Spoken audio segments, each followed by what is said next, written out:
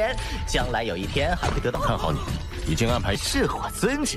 天啊，大哥，大哥，好大！交易合约，地球人仍可居住在陆地上，由一切处置由公司全。一种方案，你将地球卖，你选哪？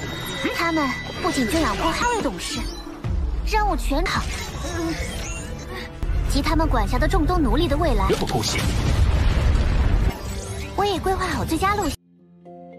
Halo semuanya, selamat datang di Ruang Sinema. Bagaimana kabar kalian semua? Semoga selalu sehat dan baik-baik saja.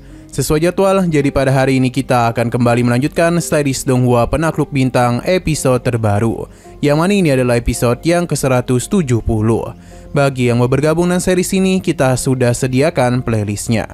Jadi kalian bisa mudah mencari di mana episode awal dari series ini. Sebelum kita mulai episode terbarunya, kita akan melihat dulu apa saja yang telah terjadi pada episode sebelumnya, tepatnya pada episode 169.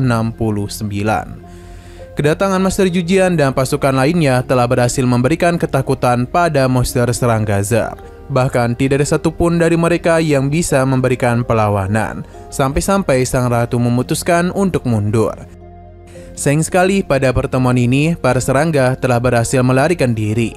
Tapi Master Jujian tidak akan melepaskan mereka begitu saja. Setelah masalah ini selesai, masalah baru kembali hadir, yang mana Lo Fang menerima panggilan dari sosok yang sangat kuat. Ia meminta untuk menyerahkan bumi kepadanya. Tentu itu tidak bisa Lo Fang lakukan. Jadi setelah berbicara satu sama lain, Lo Fang maupun sosok ini sepakat dengan memberikan satu pulau. Tapi meskipun begitu, masalah lainnya kembali hadir, di mana Yanju telah menyandera seluruh anggota keluarga Lo Fang demi bisa menekannya agar menjual galaksi Bima Sakti kepadanya. Bahkan Yanju memberikan harga yang begitu tinggi. Namun Lo Fang tidaklah sudi. Bahkan Kaisar Truyan juga datang untuk menghentikan tindakan Yanju. Nah, sekarang kita akan melanjutkan episode terbarunya. Truyan mengingatkan kalau posisi Yanju tidaklah berhak memberikan perintah kepadanya. Kesal dengan perkataannya, Yanju pun memberikan perintah untuk menangkap Lo Fang. Tentu hal ini tidaklah dibiarkan oleh Truyan. Ia dan mudah mementalkan mereka dan berencana untuk menyembunyikan Lo Fang. Tapi bawahan Yanju bisa menghentikan semua ini. Walaupun begitu, mereka ini telah dibuat terpental. Truyan meminta Dailan untuk bisa melindungi Lo Fang, sedangkan dirinya akan membereskan masalah ini. Sepertinya Yanju ini masihlah belum puas akan kekalahan yang telah dia terima. Kapal meteorit pun telah tiba untuk membawa Lo Fang dan Dailan pergi. Mereka yang hendak mengejar segera dipentalkan oleh Truyan, karena bagaimanapun mereka akan bertarung di luar bumi. Meskipun mereka ini banyak, tapi kekuatan Truyan terlalu hebat. Jadi Denisatlah percaya diri bisa menghadapi mereka sekaligus. Truyan pun mengeluarkan senjatanya yang berbentuk sebuah tongkat. Ia sudah menantikan hal ini karena Yanju terus-menerus mengganggu muridnya. Tanpa basa-basi, serangan pun langsung saja Truyan lancarkan. Ini dengan sangat mudah menghancurkan beberapa meteoroid yang ada di sana. Bahkan beberapa bawahan Yanju langsung hancur. Tapi karena mereka adalah immortal spiritual, jadi masih bisa membentuk kembali tubuh mereka.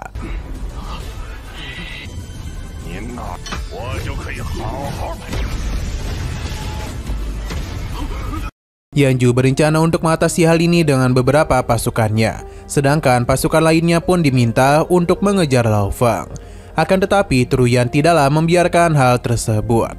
Hanya saja mereka itu pintar karena telah memisahkan diri yang membuat Truyan tidak dapat mengejar mereka sekaligus. Selain itu, Yanju dan pasukannya telah mengepungnya. Kini Truyan tidaklah bisa melindungi Lo Fang. Di kapal meteoroid terlihat ada beberapa prajurit yang telah mengejar, dan mereka itu berhasil menahan pergerakan dari kapal tersebut. Kekuatan spiritual yang mereka miliki terlalu kuat. Dengan berhentinya kapal ini telah memudahkan mereka untuk bisa mengurung kapal meteoroid. Alhasil pergerakan kapal ini pun sudah ditahan dan mereka pun akan melakukan penyerangan kepada kapal ini. Setiap serangan yang mereka lancarkan telah mengguncang sisi kapal. Namun kapal meteoroid terlalu kuat untuk bisa mereka tembus. Alhasil mereka berenam akan menggunakan kekuatan jiwa untuk bisa menyerang Lo Fang secara bersamaan. Dengan kekuatan jiwa, mereka pun bisa masuk dengan mudah ke dalam kapal itu. Dylan tidaklah membiarkan hal ini dan segera membentuk penghalang. Namun menghadapi 6 orang sekaligus bukanlah hal yang mudah untuk dia atasi. Lo Fong pun bingung harus berbuat apa, karena sudah tidak bisa lagi melarikan diri, terlebih lagi mereka tidaklah mungkin menunggu Truyan. Di sisi lain, Truyan ini masihlah terus menghajar para bawahan Yanju. Bahkan tidak satu pun dari mereka yang bisa menyentuh dirinya. Karena bagaimanapun kekuatan Truyan terlalu overpower. Tapi setiap menghabisi mereka, para prajurit ini masihlah dapat hidup kembali. Yang membuat Truyan harus terus menghabisi mereka. Sampai-sampai para prajurit itu tidak memiliki energi lagi. Melihat adanya celah, Yanju pun segera menyerang Truyan. Hal ini memang bisa menahan pergerakannya dan Yanju pun mencoba untuk menghabisinya dengan kekuatan api miliknya. Ia juga dibantu oleh para prajuritnya.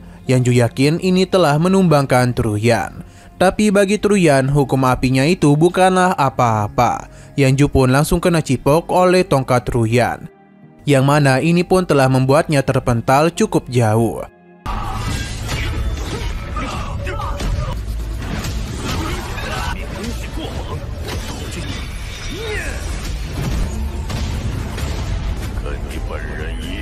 Truyan saatlah marah karena mereka telah berani kepadanya.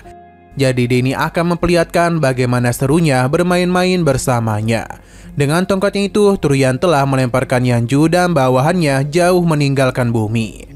Kembali kepada Lo Fong, serangan jiwa ini akhirnya telah berhenti juga, sebab mereka menyadari kalau Yanju telah terbang kemari. Lo Fong segera meminta Babata untuk melakukan perjalanan. Selain itu, ini adalah kesempatan mereka untuk melancarkan serang balik, karena Lo Fong itu akan menabrak Yanju. Rencana Lo Fong pun berjalan dengan sangat lancar, alhasil Yanju pun kembali terpental. Tidak berhenti sampai di situ saja, Truyan kembali muncul dan memberikan serangan lagi kepadanya. Bahkan dalam waktu yang singkat tersebut, ia sudah memberikan beberapa kali serangan kepadanya. Para bawahannya mencoba untuk menghentikan Truyan. Tapi itu adalah kesalahan besar karena Truyan malah memukul mereka lagi dan melemparkan orang-orang ini. Termasuk juga dengan Yanju yang sudah babak belur. Diperlakukan seperti ini tentu saja membuat Yanju merasa kesal. Tapi Denny tidaklah memiliki kesempatan untuk melawan karena kapal Lo Fong sudah ada tepat di hadapannya. Begitu pula dengan Truyan.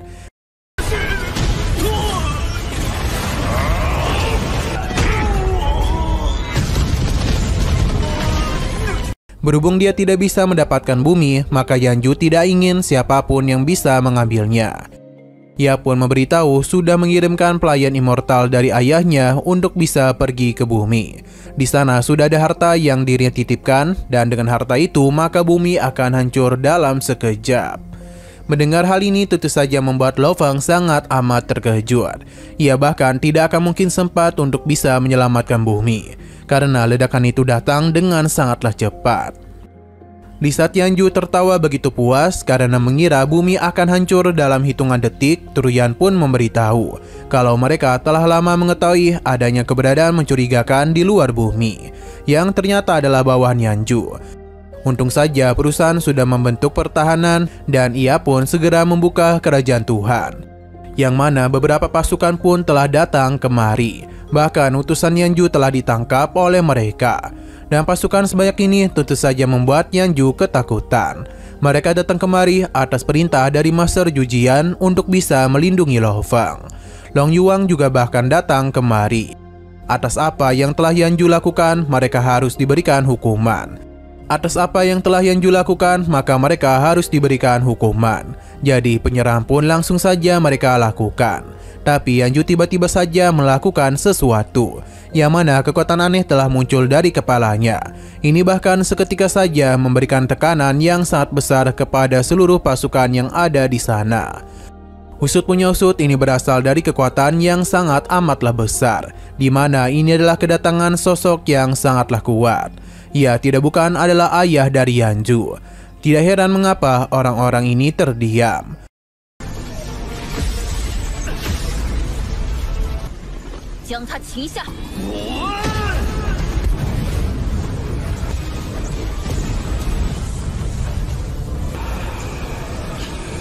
Lo Feng tahu betul api yang dia miliki sangatlah mengerikan, bahkan tersentuh saja mampu mengubah bumi menjadi abu. Level kekuatan yang sosok ini miliki sudah berada di level yang tidaklah sembarangan. Bahkan butuh ratusan ribu tahun untuk bisa menjadi sosok sepertinya. Semua orang yang ada di sana pun segera memberikan hormat kepadanya, termasuk Lo Feng dan juga yang lainnya. Yanju langsung saja mengadukan hal ini kepada ayahnya. Tuan Api tentu saja marah atas apa yang telah terjadi. Namun ia juga adalah sosok yang adil dan juga memarahi Yanju atas perbuatannya. Tuan Api kesal karena Long Yu ini telah berani memberikan tekanan kepada anaknya. Tapi Long Yu memberitahu kalau ini semua adalah perintah dari Master Jujian. Jadi mereka akan melakukan apapun untuk bisa melindungi Lo Feng. Baik Turian maupun dirinya tidak akan membiarkan anggota inti perusahaan dilukai. Tuan Api menjadi begitu marah, bahkan tekanan yang dia berikan jauh lebih kuat dibandingkan sebelumnya.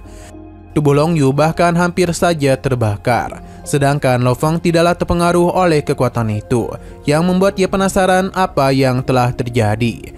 Pada akhirnya Long Yu pun meminta maaf atas tindakannya. Tuan Api pun menghentikan tindakannya dan menarik kembali apinya. Dan begini dia pun meminta untuk tidak terjadi lagi pertumpahan darah dan menganggap masalah ini sudah selesai.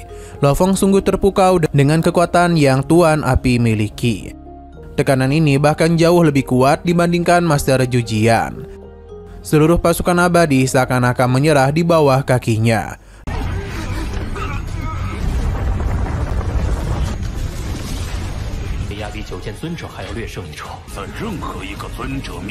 Tuan Api pun datang ke hadapan Lo Feng untuk bisa berbicara dengannya. Hanya saja sikap Sun Jung ini seketika saja berubah di hadapan Lo Feng. Ia berbicara dengan sangat sopan kepadanya. Ia tahu kalau anaknya telah bersikap yang tidak-tidak dalam negosiasi untuk membeli bumi. Bahkan ketika Yanju ingin menjelaskan, Sun Jung pun langsung saja menghentikannya. Sun Jung pun bertanya sekali lagi kepada Lo Feng, apakah dia itu berniat menjual bumi kepadanya. Apapun yang Lo Feng inginkan akan dirinya kabulkan. Baru kali inilah mereka melihat Sun Jung bertindak kasar kepada putranya, padahal dia itu sangatlah menyayanginya. Orang-orang pun berpikir kalau Sun Jung tertarik kepada Lo Feng, karena bagaimanapun dia adalah seorang jenius. Di tengah kondisi yang menegangkan itu, Lo Feng pun dan hormat menolak tawaran dari Sun Jung. Karena bagaimanapun bumi adalah rumahnya, dan juga adalah tempat tinggal bagi umat manusia bumi. Jadi tidaklah mungkin bisa dirinya jual kepada siapapun. Mereka pun kembali terkejut karena Lo Feng saatlah berani menolak permintaan dari Sun Jung. Mereka pun menganggap ini adalah akhir dari hidupnya. Tapi secara mengejutkan, Sun Jung menghormati keputusan dari Lo Feng. Ia tidaklah ada niatan untuk memberikan paksaan kepadanya. Sun Jung pun memanggil putranya, tapi kali ini ada yang berbeda. Sebab Tuan Api ini sudah benar-benar kecewa kepadanya. Jadi dia itu akan mengirimnya pergi ke penjara bintang 9 untuk menjalani hukuman. Yanju tidaklah bisa berbuat apapun lagi. Ayahnya juga meminta untuk membebaskan para manusia bumi yang telah dia kurung. Dengan berat hati, Yanju pun menuruti perintahnya. Dan kini semua manusia bumi pun bisa selamat.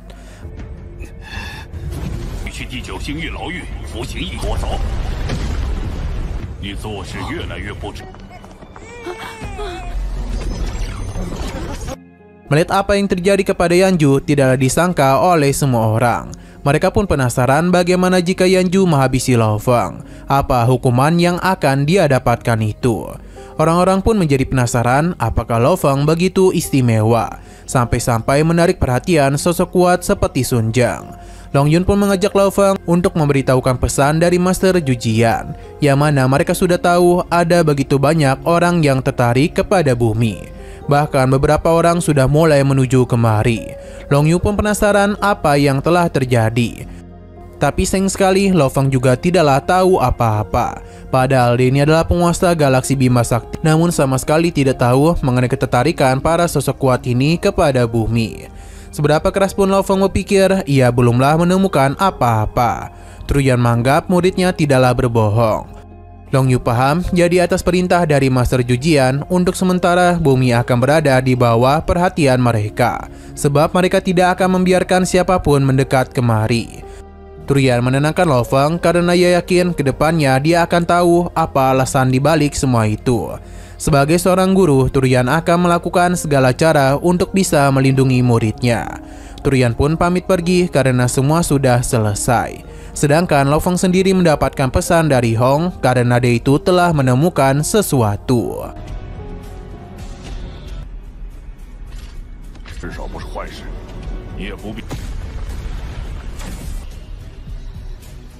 Setelah kejadian kemarin, Lo Feng telah menemui Hong dan Lei Shan. Mereka sadar betul kalau baru-baru ini banyak hal yang telah terjadi. Hong penasaran mengapa bumi menjadi incaran mulai melakukan penelitian. Dan ia juga sudah tahu mengenai kedatangan dari Tuan Api ke bumi.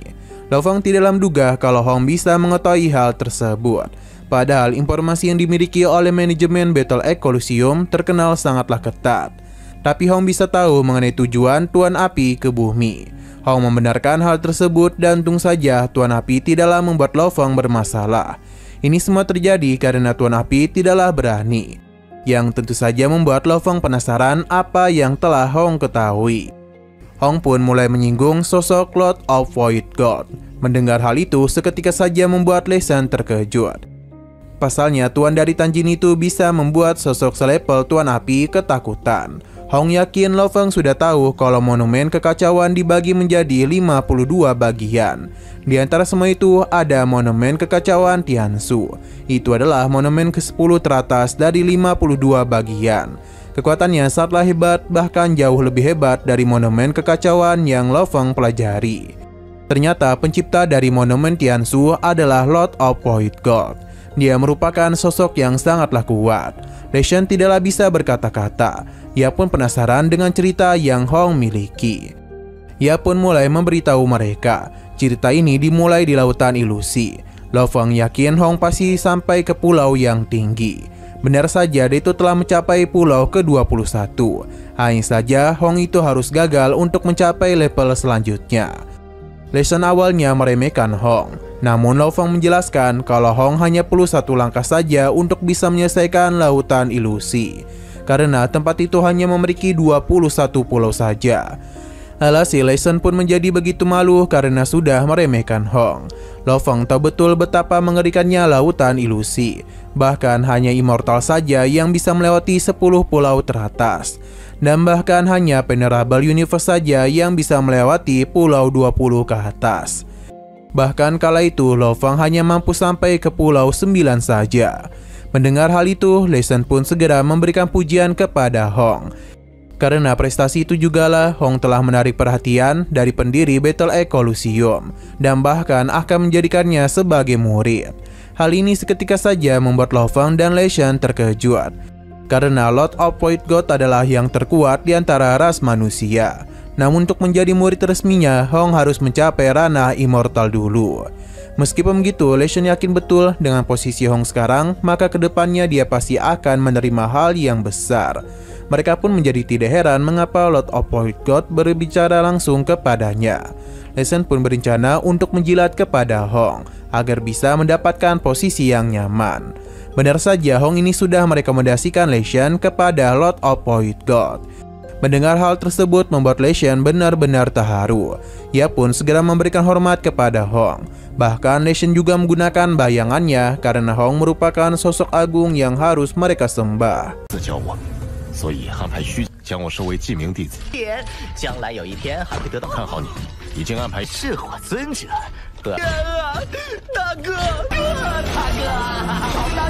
Lo Feng sangatlah senang karena Hong dan juga Lei Shan telah mendapatkan kesempatan besar. Hanya saja dia mestilah penasaran mengapa orang-orang dari Battle Egg Coliseum ingin membeli bumi. Ternyata itu terjadi sejak Hong diterima menjadi murid Lord of Void God. Orang-orang pun menjadi bertanya-tanya, mengapa bumi bisa menghasilkan dua sosok yang hebat, yakni dirinya dan juga Lo Feng. Jadi mereka pun menganggap kalau bumi cukup istimewa dan mulai melakukan penyelidikan. Sampai akhirnya mereka pun mengetahui kalau bumi telah dilindungi oleh sosok alien yang sangat kuat. Karena ribuan tahun yang lalu terdapat sebuah cahaya yang melindungi kehidupan di bumi. Berkat pelindung itu jugalah ketenangan pikiran manusia bumi lebih tinggi dari orang biasa. Dikatakan juga bahwa klan Yansen, suku yang kuat di alam semesta ini, diciptakan oleh sosok yang sama, seperti yang melindungi bumi. Mendengar klan Yansen, Lo Fong pun memberitahu kalau dia ini pernah mendapatkan sepotong plat logam di bumi. Itu juga adalah buku rahasia kultivasi yang ditinggalkan oleh klan Yansen. Lo Fong sungguh tidak menduga kalau sosok ini akan sekuat itu. Klan Yansen memiliki tubuh yang sangat kuat, namun ada sedikit kecacatan pada emosi. Jadi sosok yang menciptakannya itu pun mulai melakukan perubahan pada manusia bumi, agar mereka itu bisa memiliki emosi yang stabil. Perubahan ini tentu bukanlah sesuatu yang dapat dilakukan oleh semua orang. Tapi di saat bumi kehilangan bintang-bintang di sekitarnya, maka mungkin efek dari sosok kuat itu akan menghilang juga. Setelah pertemuan itu, Lo Fong masihlah kepikiran karena bumi ternyata adalah ras makhluk yang kuat. Jadi dia pun tidak heran mengapa sosok kuat di luar sana ingin mengambil alih bumi. Dan begini maka Lo Fong akan sulit untuk bisa mengendalikan situasi. 3 hari kemudian, Lo Fong telah kedatangan Master Jujian, di mana dia datang bersama dengan Long Yu.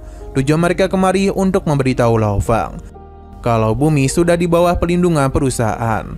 Jadi Lo Fong tidak perlu mengkhawatirkan apapun. Selain itu, perusahaan Xianwu yang memang adalah milik mereka juga dapat melakukan perlindungan. Lo Fong bisa menyerahkan kepemilikan bumi kepada mereka. Lo Fong hanya perlu menandatangani surat yang mereka kirim. Anggap saja itu adalah tindakan formal. Namun jika Lo Fong tidak mau, Master Jujian tidaklah mempermasalahkan hal tersebut. Long Yu pun memberikan surat tersebut kepadanya, di mana Lo Fong tidak melihat adanya ruang untuk menolak permintaan tersebut. Tapi ia sadar sudah tidak memiliki pilihan lain, karena jika kepemilikannya disita, maka dia tidak akan mendapatkan apapun. Ada beberapa opsi yang bisa Lo Fong pilih, yakni menjual bumi kepada perusahaan Virtual Universe, yang membuat dia menerima 200 miliar unit campuran. Mulai sekarang juga perusahaan akan bertanggung jawab penuh atas bumi. Sebuah pulau yang Lo Fong sempat berikan kepada sosok immortal bisa diambil lagi oleh perusahaan. Demi keselamatannya, pembayaran juga akan dilakukan sebanyak 3 kali ansuran. Opsi kedua, manusia bumi masih dapat hidup di darat, tapi lautan bumi akan menjadi milik perusahaan. Namun bayaran akan mereka kurangi sebanyak 75% saja. Long Yu pun meminta Lo Fong untuk memilih, karena dia itu harus memilih salah satu di antara 2 opsi tersebut. 我确实也毫无办法。交易合约，地球人仍可居住在陆地上，由一切处置由公司全。一种方案，你将地球卖，你选哪？ Yang mana Lo Fong pun memilih opsi kedua, yang tentu mengejutkan Master Jujian, karena Lo Fong hanya akan mendapatkan bayaran 50 miliar unit campuran saja. Padahal 200 miliar unit campuran merupakan kekayaan yang sangat menggiurkan. Lo Fong tidaklah mempermasalahkan hal itu, karena bagaimanapun bumi adalah tempat bagi banyak orang. Dia tidak ingin melihat rekan-rekannya meninggalkan rumah mereka. Keputusan Lo Fong membuat Long Yu dan juga Master Jujian senang, karena bagaimanapun dia masihlah mempedulikan orang lain dan juga kampung halamannya.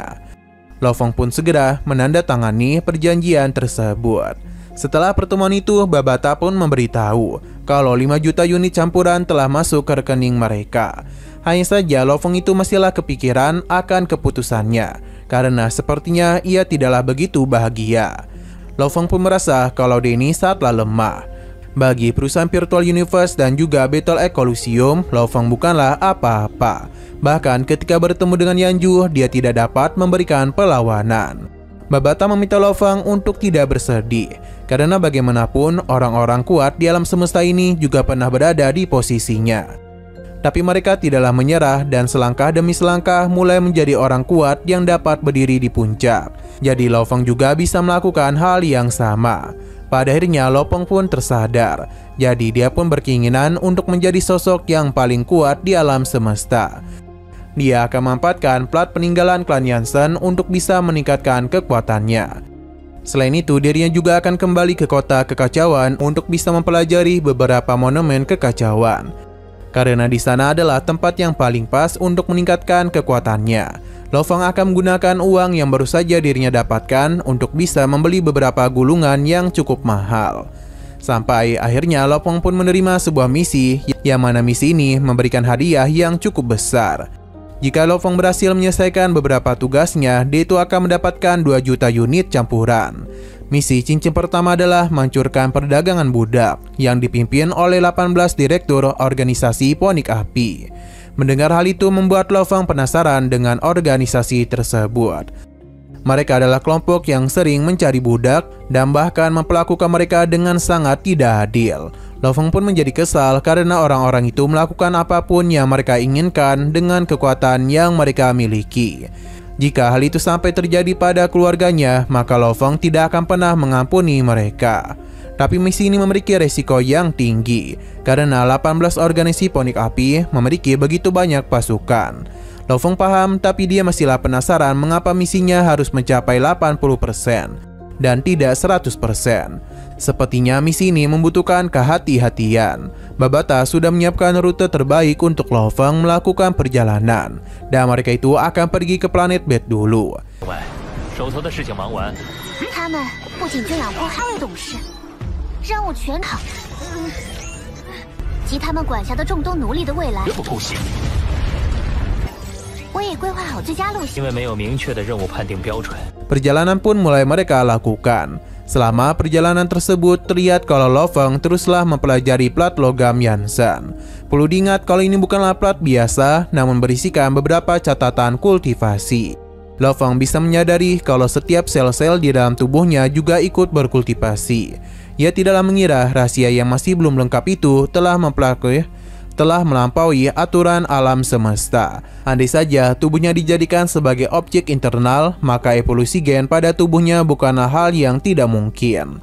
Lo Feng merasa begitu senang dengan proses yang dirinya alami. Namun jika dirinya gagal, maka tubuhnya akan hancur dalam sekejap. Namun untung saja Lo Feng bisa membentuk tubuhnya kembali. Dengan begitu dia tidaklah perlu mengkhawatirkan kondisi apapun. Bahkan kekuatan dari monster tanduk emas juga telah mengalami peningkatan. Sayang sekali plat logam lainnya tidaklah dapat Lo Feng temukan. Sesaat kemudian Babata memberitahu kalau mereka telah tiba, yang mana mereka pun akhirnya sampai juga di planet Bird. Dan misi Lo Feng akan dimulai dari planet tersebut. Babata segera melakukan sinkron jaringan pada perusahaan Virtual Universe. Jadi sesuatu yang Lo Feng lakukan akan diamati dan juga dicatat. 金角巨兽 观察记录， 这就是贝斯星角。 Kita pun dibawa berpindah ke dalam planet Bird, yang mana planet itu layaknya sebuah peradaban zaman dulu. Karena tidak ada teknologi di sana, para warga sepertinya telah diperbudak untuk bisa memanen bunga merah. Pergerakan mereka ini juga selalu diawasi, jadi tidak ada celah untuk mereka melarikan diri. Terlebih lagi, para penduduk asli planet itu diberikan tugas tanpa henti. Di saat sang putri kelelahan, ayahnya pun segera membawanya. Karena jika mereka tidak memenuhi target, maka keluarga mereka akan dihancurkan. Hal itu tentu saja membuat mereka tidak punya pilihan lain selain terus-menerus mengikuti segala perintah yang diberikan. Kita pun dibawa ke desa yang terlihat dengan begitu jelas ada begitu banyak warga yang memanen rumput merah. Sampai akhirnya sebuah kapal pun telah tiba dan para warga menyebutnya sebagai kapal iblis. Tentu ini adalah orang-orang dari organisasi Ponik Api. Para warga pun bersembunyi untuk menghindari masalah. Namun orang-orang itu meminta untuk bertemu dengan kepala desa. Karena seharusnya mereka sudah tahu kalau rumput api harus segera diserahkan kepada Lord Juruchi. Namun mereka baru mengumpulkan sebanyak 30% saja. Ia pun merasa kecewa dengan apa yang telah mereka lakukan.